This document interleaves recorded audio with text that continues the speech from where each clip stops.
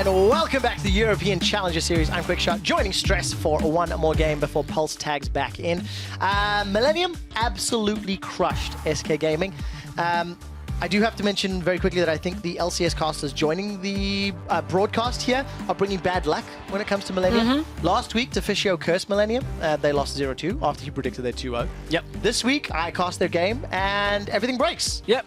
Everything breaks. Well, there was a bug in the game, and then it went splat. As Millenium crushed it. Yeah, Millenium killed it over and over. So first pick Cogmore for SK Gaming on patch 6.3. It is a strong champion.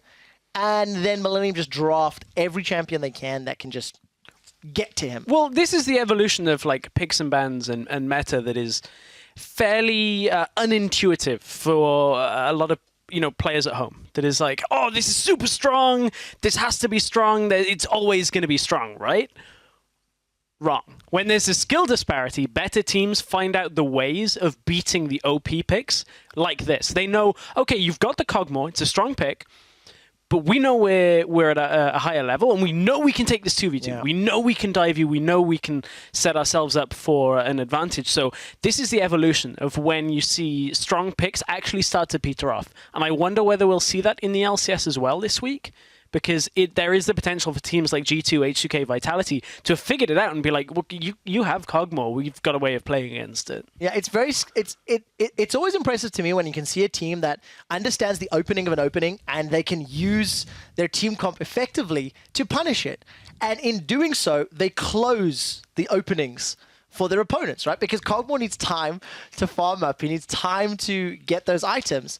And if that window closes on him, then 26 minutes in, the Cog, in this particular match of Vardax, he did not even have his second item. Well, at least then we'd have some closure on this, as we would be moving towards that kind of situation. But no, I just think it's a very interesting thing with the meta when you look at how things evolve. So potential, we may just see a complete drop-off of Cogmore from SK, and Millenium are like, well, maybe we'll take it. Maybe we'll just take the stronger picks and bans anyway. I think that's clever. I feel like Millenium just kind of outdrafted in that last one and made it so difficult. Right? Yeah, exactly. I think it's like both sides, because you need to have the comp, and then you've actually got to use it proactively.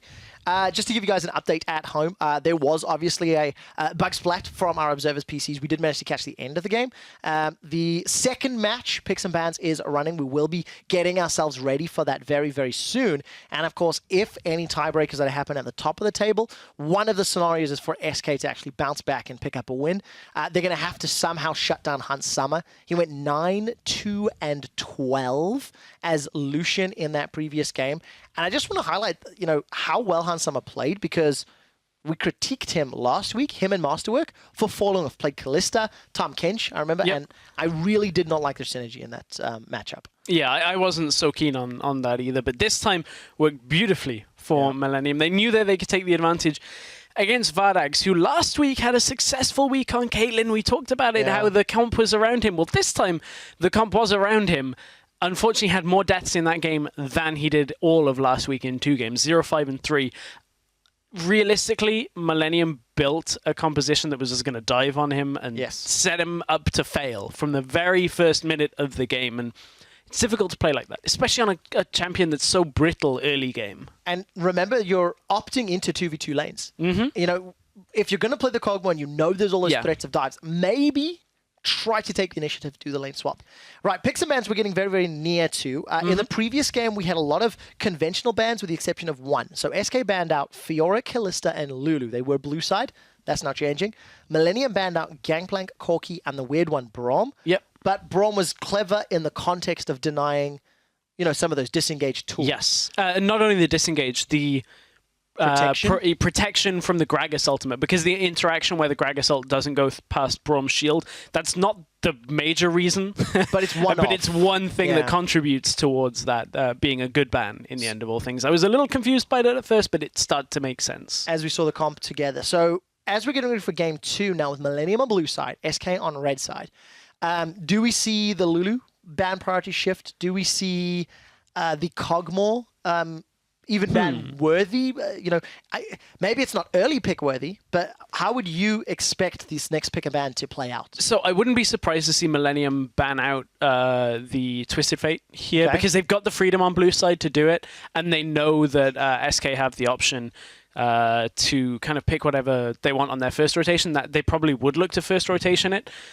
Still not exactly sure on the bans. I would assume the Fiora is going to be gone again. Maybe even an Alistair ban coming from Millenium. Okay. This is all up in the air, though. So, all up in the air, and we will see what we catch. Millenium swapping over to the blue side for this matchup. They currently have 9 points in the European Challenger Series. A win here would put their final regular season onto 12. Running the timer down. Last time around, it was a Gangplank, but that was on blue side ban. Yeah. I don't know if they're going to be willing to get rid of that, because that's a slightly safer pick. And going to decide shortly what they want. Looks like we are just having a slight issue with our bans graphic coming up, but we will get that to you as soon as possible. I think we're on first pick here, so we're going to have to play Guess the Bans with what's available. But it's been a funny day here at the UCS It has so been a far. tough day. You can tell tiebreakers are in the air. I think the curse is coming from the other broadcast. This is what happens. This is what happens, yeah. You get past Valentine's Day, and the love in the air turns into the stench of tiebreakers. And not allowed to bring friends. So let's play the guessing game. Cogmore may or may not be banned here. That's my 50-50. GP would be banned. Fiora would be banned. Kalista, I think at this point. Kalista's going to be gone. I think so. In order for Corki, I think maybe Lucian. Alistair's probably gone here as well. I think Lucian's probably available. Well, okay, we'll theorize those in a second. Broadcast will help us with what the bans are. For now, Millenium picked Corki. Is the Braum first pick. Now remember, Millenium actually banned that in the previous game, and they have comboed it with Millenium. So with Cogmore, going all in on the Cogmore strat once again. They are. This time, it's a Corki that's could be mid, could be as the AD carry role. We know there is obviously that flex potential here. For SK, have they got baited once again? Have they been drawn into this Cogmore pick? It is fairly difficult. Okay, so we do have the bans that we can read off. So Alistair, Shen, and Twisted Fate have been banned by Millenium. Gangplank, Kalista, Lulu have been banned by SK. So that leaves us with the Poppy available. I didn't see a Fiora in there. No, so that would be available. Was it available? No, it wasn't available last game. So Kaze has opted for the Poppy, though, in that matchup. And also interested, well, again, into the Cogmore. So the diving ability, the combo with Gragas, but with Lucian up and Kalista taken away. Also interesting that SK have not opted into a slightly safer AD carry. You can argue, you know, the late power spike versus the more versatility that Lucian brings you. And we can finally see that the bans have been updated there on your screen. Apologies about the mix-up. Millenium, we're expecting this Corki to go mid lane. I mean, he's not run it yet, but I would expect it because Lucian's up as well. And Millenium can just do a similar sort of team comp. Poke out SK if they want to, dive if they need to. Or do you think Hansama's going to play Corki?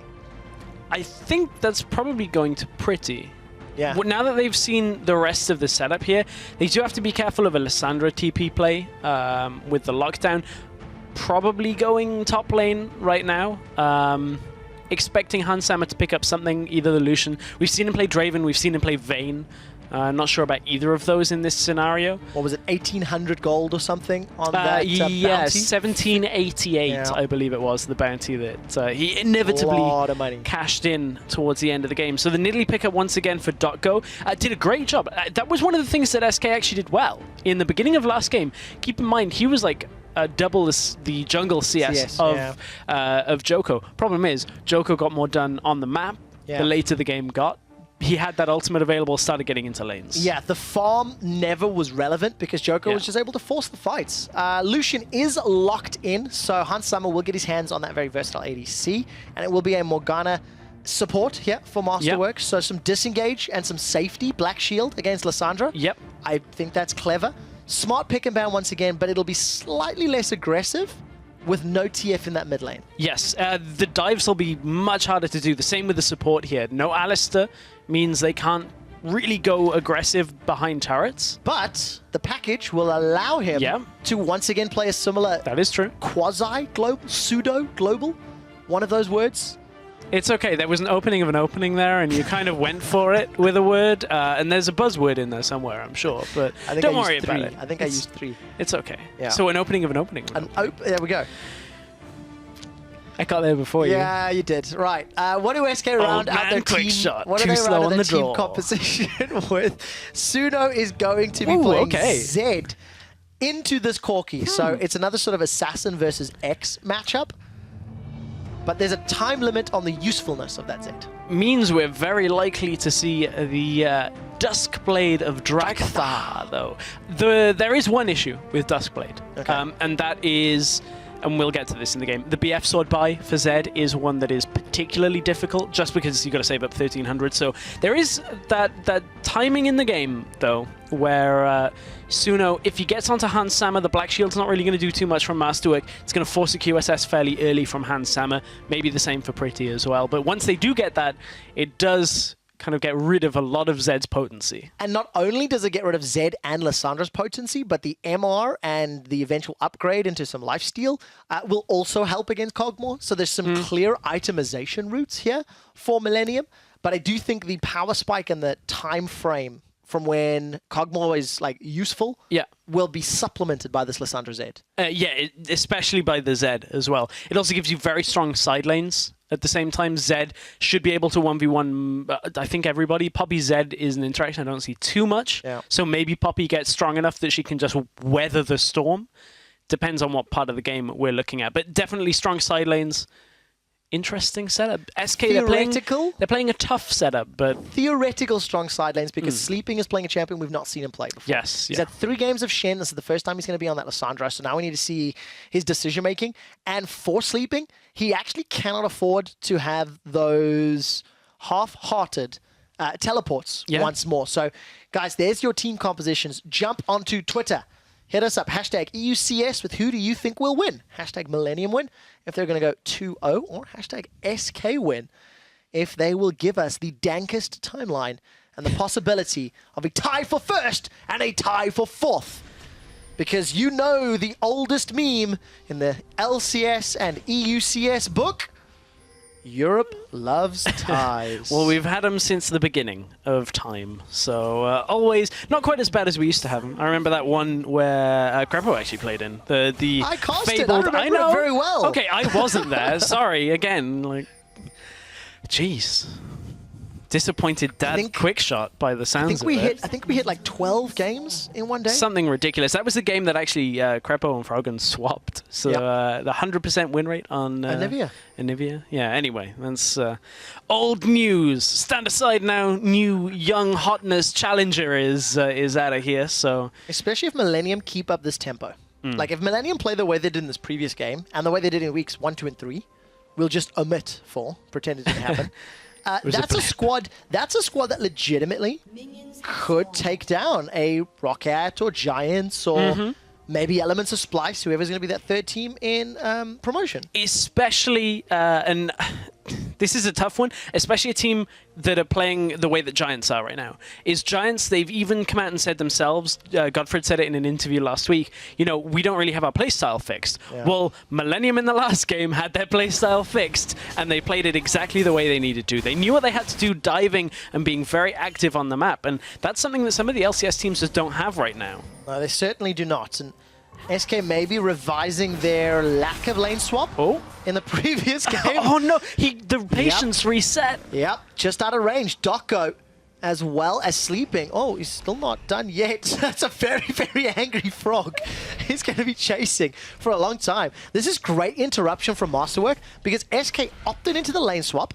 And now Masterwork is just running amok. Oh, he's going back. He's going to lose Wolf Camp as well. Oh, man, this is so bad for SK, this start. I mean, look, you can see already, Joko is level 2.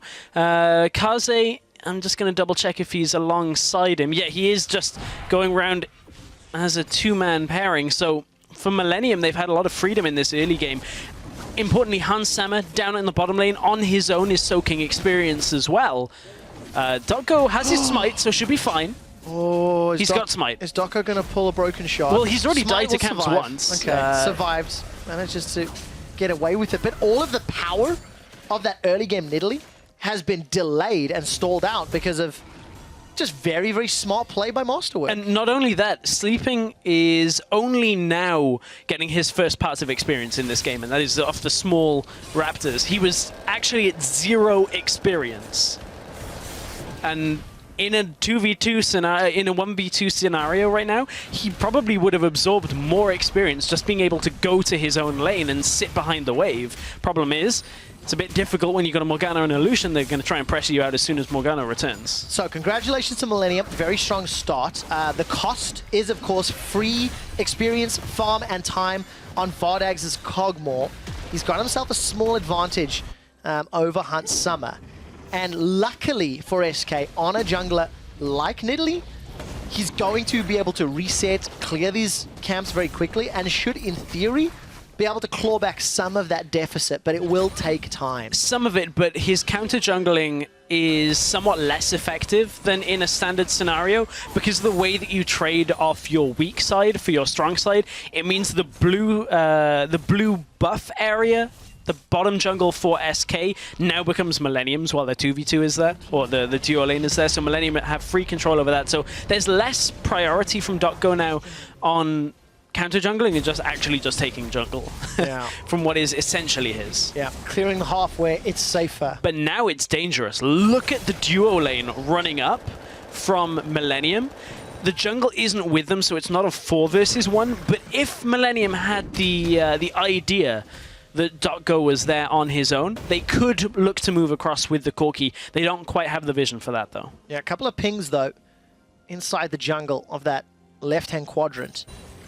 And SK Gaming reeling from that early game, despite being even on towers, is 700-800 gold difference between both teams. You can actually see the CS advantages. Gold a little bit more even than actually anticipated. Big chunk differences, that 400 between Joko and .go. And not only that, a whole level's worth of experience different. It means Joko will have his ultimate available, that full level, faster.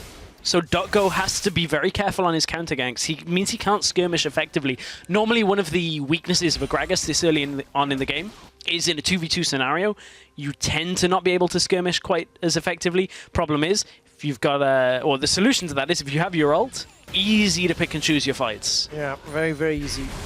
Got to get that ult first. Kaze will have the help of Masterwork down bottom, as Hunt Summer has been left alone to his own devices up top to try and push that wave in and continue to, you know, try and claw out a lead. So if you're SK right now, you have to be thinking, okay, why the support is come with the top lane, Poppy and Morgana, they're going to get chunked down very heavily by the Cogmore. Why are they there? Jungler could be looking to gank in the next few minutes because the 2v2 setup bot lane with Kaze, Masterwork cannot survive this 2v2. SK will avoid that by recalling and looking for the 2 versus 1 on the Lucian top lane. This is a decent change by SK.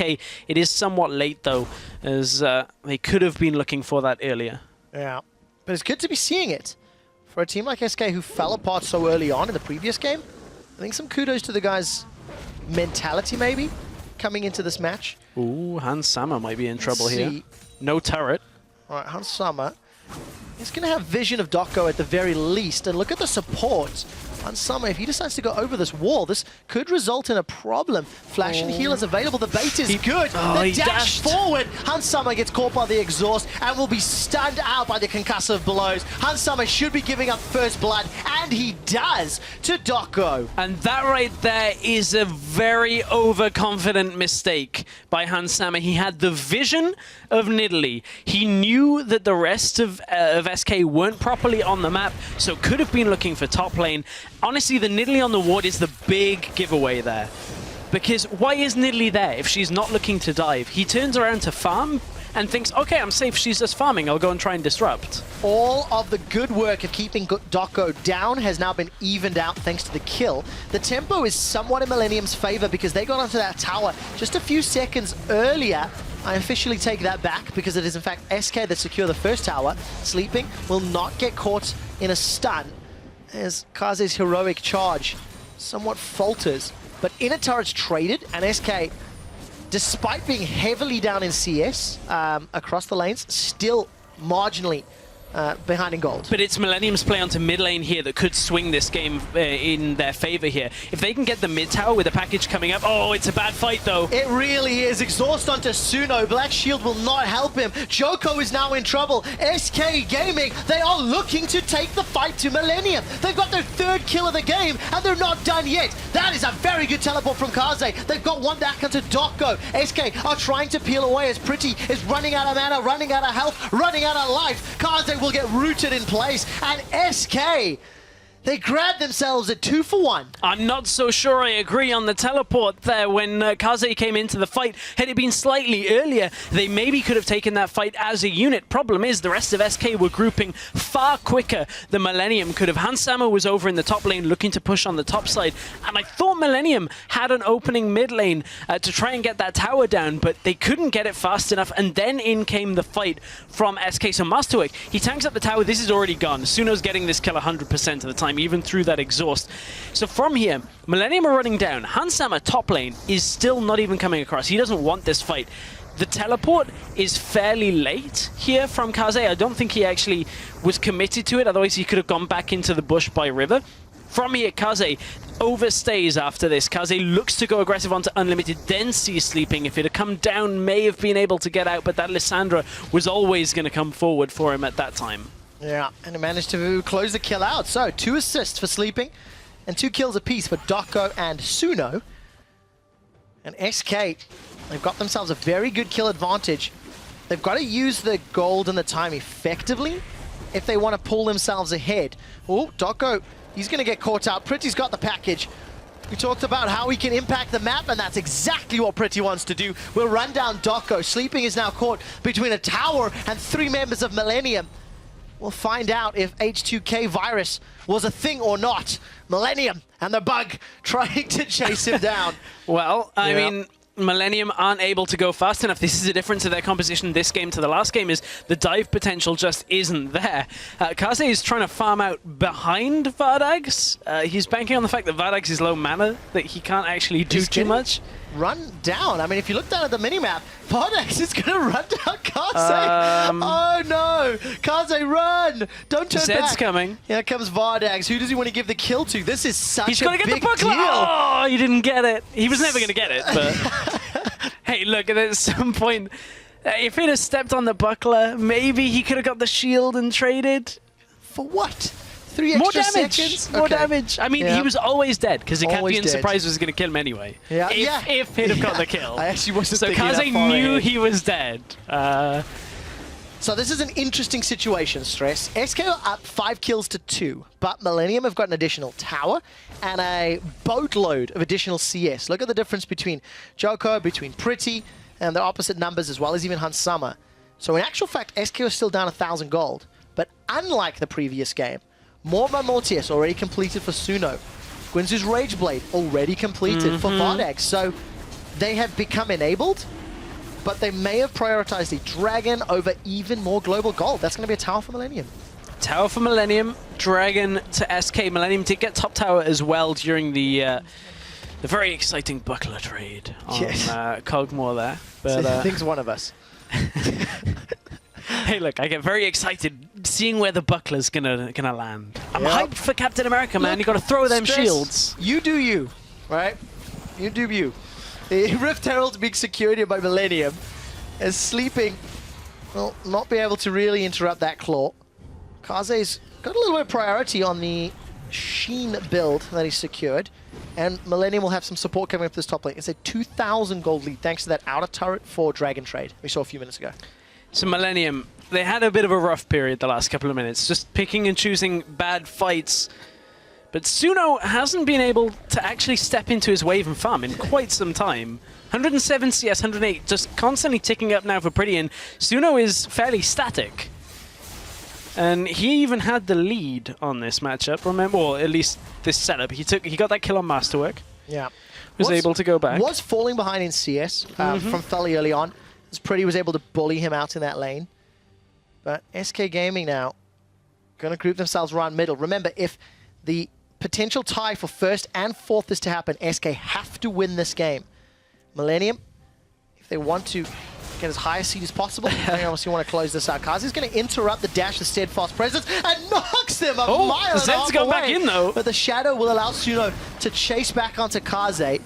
Deathmark burned Kaze down to pretty low HP. He doesn't have any armor to speak of yet, outside of his base stats, and SK will be pretty happy. I didn't actually think about that interaction. Deathmark down or the Shadow out, even if you get hit away from the Verdict, you can still bounce back. That's the second camp in a row that Doko has stolen with a Javelin Toss. He's been on form today. He even stole a camp earlier with just the Runic Echo's bounce. And thanks to the kills that they've secured, is even on effective gold with his opposite number. So there's kind of a tipping point here for Zed. It was just on about 1,300 gold. Does he go back and get the BF sword? Does he go for the Duskblade of Drakthar? Now, when we've talked about it in the office, Duskblade of Drakthar has been maybe second, third item. Which is second item in my opinion. I feel. And tell me why. So the reason for it is, to rush BF Sword early in the game is highly inefficient. You cannot get 1,300 gold very early on. You're just not strong enough. And if you do, all it boosts is your AD and kind of neglects everything else. You can't buy pink wards, potions, boots, anything that is kind of general lane survivability. Here in this situation, you can see Suno opted for the magic resist components. They're cheaper individual components, so you're not greedy for a savings account. Yeah. Okay, that makes sense. Vardex, we've seen him a couple seconds now, a couple times, dodging those Dark Bindings. And for Suno, he opted for those Swifties and a Longsword. Going to be prioritizing maybe the split push game. Look at your mini-map. There is a collapse on to SK. Or is it Millenium who are in trouble? There's a lot of members moving in this top quadrant of the jungle and a little bit of indecision about where they're going to go.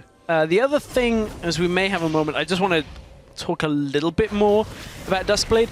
Oh, Doko's caught. Yeah, as well as Unlimited. Two-man body slam, and Joko follows through with the explosive cast. Pretty's not done yet, and is able to chunk Vardex all the way out of lane. Millenium pick up their third kill of the game, and they're not done yet. They're trying to set up the siege. They are. Doggo takes damage in response, though. Unlimited. Oh, he's bound. Masterwork from out of sight, and the unbreakable shield is a lie. Hans Summer culls Unlimited where he stands. Millenium take the 5th tower of the game and extend their gold lead even further. Yeah, Millenium are going to back themselves away. And that was just, again, Millenium playing with their advantage, grouping and making sure that they could get the fights they wanted. They've found better fights recently, and that's good for Millennium's prospects in this game. They now have got themselves about a 4,000 lead. Last little bit on Duskblade, because it hasn't actually been picked up. Not in the same way that Infinity Edge is an item enhancer, like a multiplier. Duskblade does a percentage of missing health, so you have to be able to, using your base damages and items you already have, be able to chunk through a target to get its real maximum effect. Zed, it's a little bit more forgiving on, because if you Deathmark auto, Duskblade is only 2 seconds, Deathmark is 3 seconds, so it means it will apply and then be the damage is included in the Deathmark as well, so you kind of almost get that double stack. So it is has nice synergy with Zed. I wish I was better at math. I'll have to ask Spellsy to help give some scenarios as to which is theoretically more beneficial for you. But I don't have an answer for that, and the people at home do have an answer for our stress. Hashtag MILWin. The strong 69% of the vote. We'll see if they'll turn any heads upside down with a clean 2-0 win. Well, there's a pretty package. Oh, Doggo. And it's going to be delivering Doggo to the hands of Millenium. Vardags wanted to plant his feet and spit for days, but there was no additional chase for Millenium. Instead, going to peel away and grab themselves Eye of the Beholder. The Rift Herald has been secured. It's Hunt Summer that is actually going to pick up the Doom's Eve. And I expect we'll continue to siege. It's just been top lane focus, really for the last like 3 or 4 minutes. Yeah, I mean for Millenium right now, they're neutralizing somewhat of the side lanes.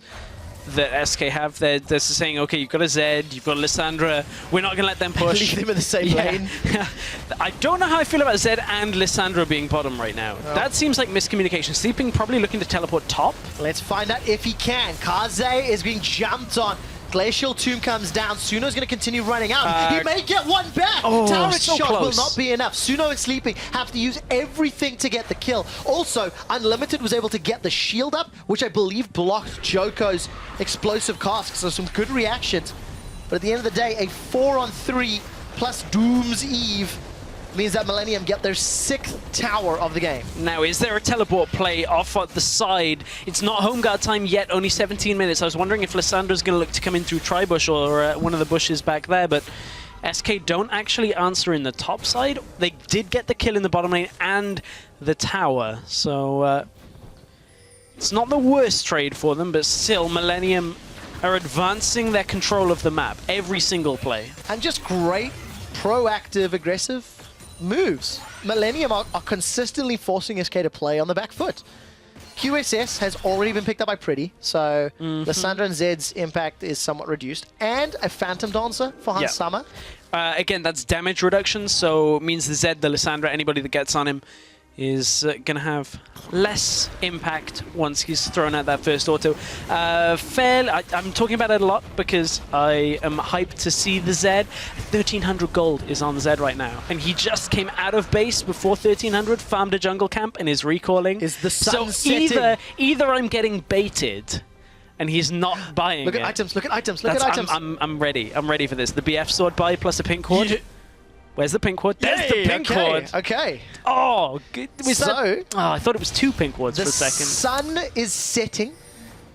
Dusk overshadows SK. I wish you guys could see what's going on here. There's like a dramatic reading with like hand actions and waving from Quickshot. Now this item better be powerful enough to help SK claw back their 4K deficit. Or the teleport play from Sleeping has to open up a side lane. Or maybe even the mid lane.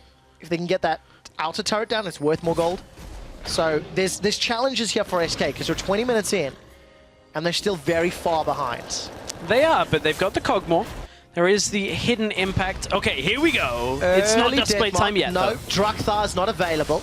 Keeper's Verdict comes up. Suno should easily be able to pick this up. There's nearly no armor for Kaze. There is support from Joko. Suno sidesteps, but he throws out the Shuriken and continues to run away. All of the support is coming in through the jungle. Unlimited puts up the Unbreakable. I think it ate a Dark Binding. Is going to dash over a wall, stand behind me. Sleeping self-cast the Tomb. Will buy it just some time before Hans Summer, or in fact Pretty, secures the kill. They traded top lane for top lane. But Millenium are the ones that are still playing aggressive and pushing. Look at Pretty's positioning. Yeah, I wasn't too sure at first if Millenium should really have engaged that, but then I looked at the map, the key focus for SK, where is Vardags? How fast can he get to the fight? He wasn't there. Again, it's another fight that Millenium had the numbers advantage for. This time, Millenium, I think the inhibitor turret is too tough to crack this early on in the game. They don't quite have enough of a lead, and they have to respect the damage from SK. They do. Doko has to respect the Dark Bindings. Masterwork finds yet another target. I feel like Masterwork's Morgana has been phenomenal this split. That's the 5th time he's played it. He's currently 3-1, and I remember hearing you and Pulse losing it at the number of Dark Bindings he hits. Yeah. The guy hits Dark Bindings like there's no tomorrow. He is pretty good at hitting them. Unlimited's like, I'm going to try and catch him now, and he's getting bound and kind of locked down because of it. Hashtag not worth. He's only died once. No, so. I bet you the next... You see we're watching Masterwork? Yeah. I'm going to bet you money he's going to miss this Dark Binding. Called it.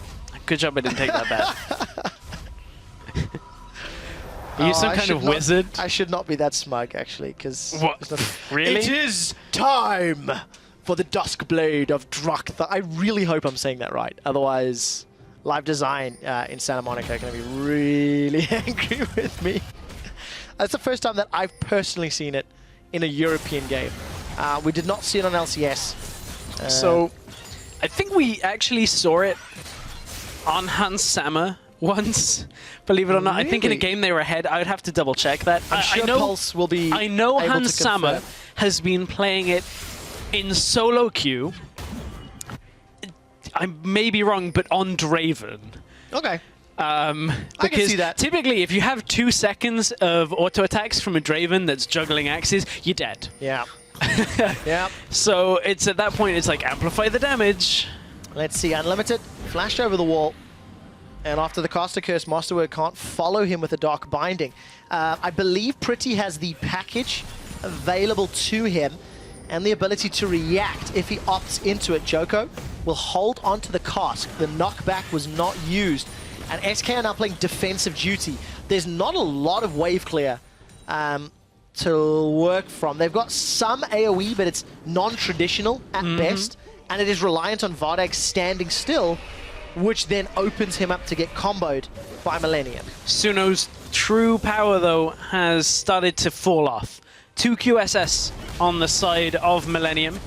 Where is Vardax? He's goes pinned in. against the wall, knocked up into the air. The culling will not kill him, and Vardax stays alive. Staying alive. SK are trying to turn one back. They've got Joko down. Dark Binding finds a target when Masterwork needs it to, and Kaze's caught out. Deathmark should be the death of him. Suno is unstoppable. This could be the fight that SK are looking for, but 3 members of Millenium are still alive, and another Masterclass Dark Binding. Pretty's got the black shield on and staying alive. Suno's looking to try put the damage. The Dusk Blade of Drakthar doing work. Unlimited goes down. Vardax is exhausted. He can't kill because the rest of SK have been focused. And in what was a 3v5, Millenium turn it around. Sleeping and Suno are running for their lives. Ardent plays. Misses. Not enough damage. A sidestep from the Dark Binding. And Sleeping will ride the claw to safety before the Gromp finishes off Corky. I think the Ignite would have killed him too. Hansama wants vengeance. Oh, that was a fun team fight. But I cannot believe that SK in a 5v3 still lost that. I mean, I would agree with you, but there was a lot used by SK to keep Vardags alive at the beginning. Even my sanity as you broke out into song, and I was not expecting it, but Millenium went aggressive here. This was Kaze going in. The problem here is if you don't kill Vardags, this is where the teamfight turns around, and this was a very precarious moment for Millenium. They go in, Sleeping manages to keep himself alive. At this point, Millenium have to back themselves out of the fight. There's a point at which, though, SK overextend and then split up in this fight. Look, Suno's coming around the side. Dotgo and the rest of SK are moving forward, but the binding from Masterwork holds them in place for Pretty to land the Phosphorus Bomb. In comes Suno from the side. At this point, the Duskblade, I don't believe, is available. It's on a 2-minute cooldown, so he can't get that amplified damage. Millenium then, they know Masterwork is fighting on the top side, nearly takes out 2 on his own as they were low health targets, but Pretty and Hansama look to clean up. If that Ardent Blaze had hit, man. Yeah. That was the difference. Yeah. I really thought it was the Gromp that killed Pretty, but the Ignite is down, like Suno used it, so maybe the kill credit was the auto. Kill credit to Gromp. Yeah. Yep. Ignite would have helped. We're back in. Back to live, and Dragon is secured by SK. That's number 2, so they'll be able to take towers just a little more effectively, which will help them out. That damage over time, which was added on 6.3. I especially like it when you consider the range that Cog will be able to find turrets, get some tags, and then peel away. And you can see there's a QSS, so if an exhaust is put down next time, there'll be some tools for Vardax to deal with it. There will be. Looking at the itemization, Banner of Command has come out from Millenium, so Sleeping's going to struggle with that. Zed won't be too toughly dealt with. No, that's not even a sentence. At this. Hold up a second. Kaze, he's not with the team, and Millenium are quite extended. Okay, Kaze is starting to move up. SK, still, they are 6,000 gold down. Just themselves up. Suno hanging around, and Millenium, they've spent so much time in this top quadrant of the jungle.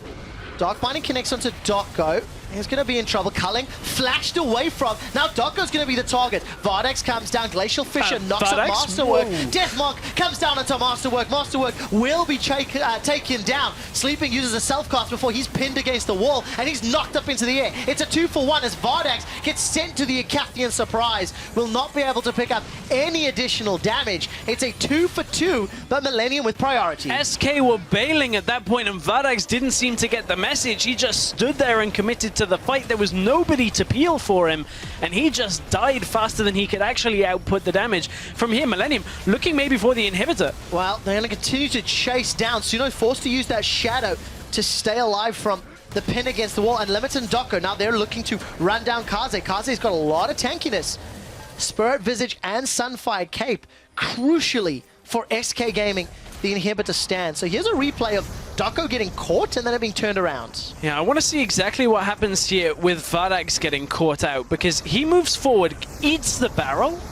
The rest of the team is taking a lot of damage, and Vardax he gets a double kill. At this point, the rest of SK haven't bailed out yet. Sleeping drops in the front, and now SK are backing away. Now they're heading out of this fight, and Vardax is like, I'm just going to stay here and try and deal as much damage as possible. Didn't feel like he could effectively kite back. He didn't have summoners, so if he had turned, I think he probably would have fallen anyway. So just a tough spot. I guess you just got to do what you can, knowing you're going down. Yeah. Luckily, SK were able to fend off the inhibitor turret. So see how well they continue to defend. Millenium, once again, top quadrant jungle. They've got a plethora of pink wards, means a lot, and they're starting to control the vision once again around Baron. See if they can get it out. Unlimited, you're gone.